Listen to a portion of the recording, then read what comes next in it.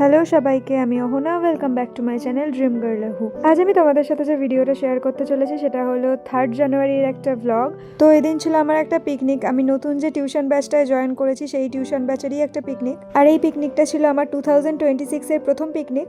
তো সকালবেলা রেডি হয়ে সূচনার সাথে বেরিয়ে গেছিলাম পিকনিক স্পটের উদ্দেশ্যে। অ্যাকচুয়ালি পিকনিক স্পট নয়, যেখানে পিকনিকটা হওয়ার কথা সেই জায়গাটা একটু গ্রাম্য টাইপের। তো ওখানেই একটা জমিতে আমাদের পিকনিক হয়েছিল। তো আমরা গুগল ম্যাপ দেখে আমাদের পিকনিক স্পটে পৌঁছে যাই, আর ওখানে গিয়ে প্রথমেই দেখা হয়ে গেছিল মনসিসের সাথে। কি গান রে এটা? আমরা কোন বন জঙ্গলে পিকনিক করতে।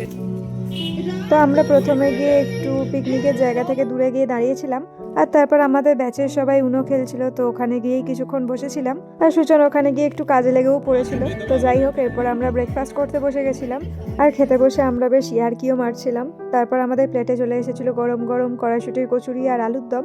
আর শীতের সকালে এই গরম গরম কচুরি আর আলুর দম খেতে খুবই ভালো লাগে।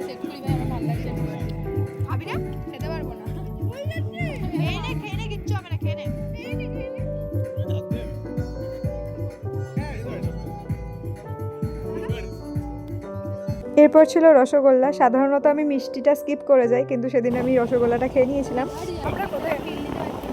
আমরা এখন টয়লেট অভিযানে যাচ্ছি। আমাদের কি একটা যাই হোক, বাকিরা যখন ওয়াশরুমে ছিল তখন আমি একটু বসে বসে নিজের ভিডিও করছিলাম। আর আমরা যেখানে পিকনিক করেছিলাম সেখান থেকে ওয়াশরুমের দূরত্বটা একটু বেশিই ছিল। মানে অ্যাকচুয়ালি এটা একজনের বাড়ি ছিল, তো ওখানেই ওয়াশরুমের ব্যবস্থা করা হয়েছিল। তো আমরা সবাই মিলে গেছিলাম, আর তারপর আমরা আবারও ফিরে এসেছিলাম আমাদের পিকনিকের জায়গায়। আর ওই জায়গাটা এতটাই বড় ছিল আর অনেক গাছগাছালি, মানে পুরো জঙ্গল টাইপের এরিয়া। তো আমরা এই জায়গাটা একটু এক্সপ্লোর করছিলাম আর কি।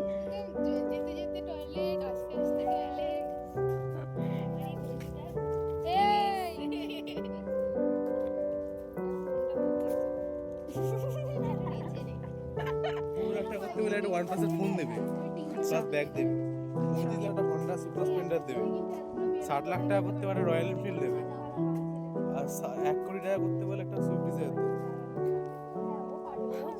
বুঝলাম। আমি গরিব হয়ে যাবো 1 কোটি টাকা।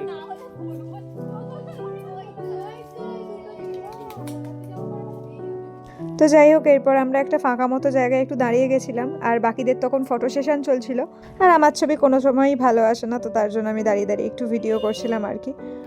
তো এরপর আমরা আবারও ব্যাক করছিলাম আমাদের পিকনিক স্পটে, যদিও মাঝে আমরা রাস্তা হারিয়ে ফেলেছিলাম। আবার পাশের একটা রাস্তা দিয়ে আমরা যাই, তো তখন আমরা আবার রাস্তা চিনে যাই। মনোসিসটা বলবে আমি বললাম যে কথা বলে যা, তুই ভুলে গেল আমাকে। যাই হোক, এরপর আমরা পিকনিকের জায়গায় ফিরে এসে একটু উনো খেলতে বসে গেছিলাম। আর আমার এই উনো খেলতে যে কি ভালো লাগে কি বলবো।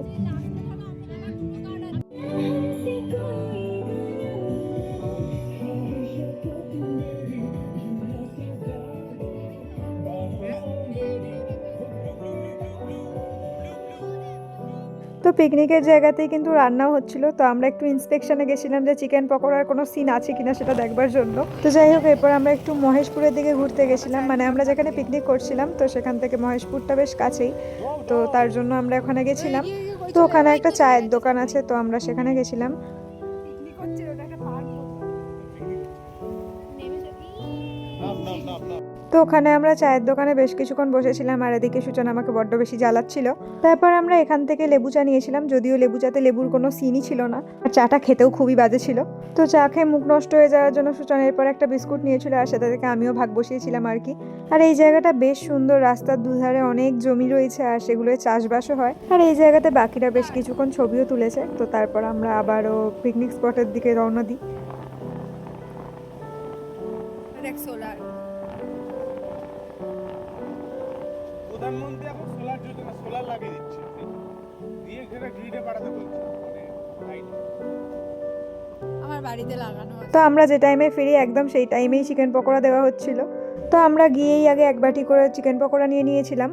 আর এই চিকেন পকোড়াটা খেতে বেশ ভালো হয়েছিল, কারণ চিকেন পকোড়াটার কোটিংটা একদমই পাতলা ছিল। আর এই চিকেন পকোড়াগুলো একদম গরম গরম দেওয়া হয়েছিল, তো যার জন্য খেতে বেশ ভালো লাগছিল। আর চিকেন পকোড়া খাওয়ার 15 মিনিটের মধ্যেই আমাদের লাঞ্চে বসিয়ে দেওয়া হয়েছিল, যদিও লাঞ্চে বসতে বসতে বেজে গেছিল দুপুর 3টে। আর আমাদের টেবিলে আমরা 3জন বসেছিলাম, ওদিকে বিদ্যা আর আমি আর সুচন। তো প্রথমেই আমাদের এই ছোট বাটিতে করে দিয়ে দেওয়া হয়েছিল রায়তা।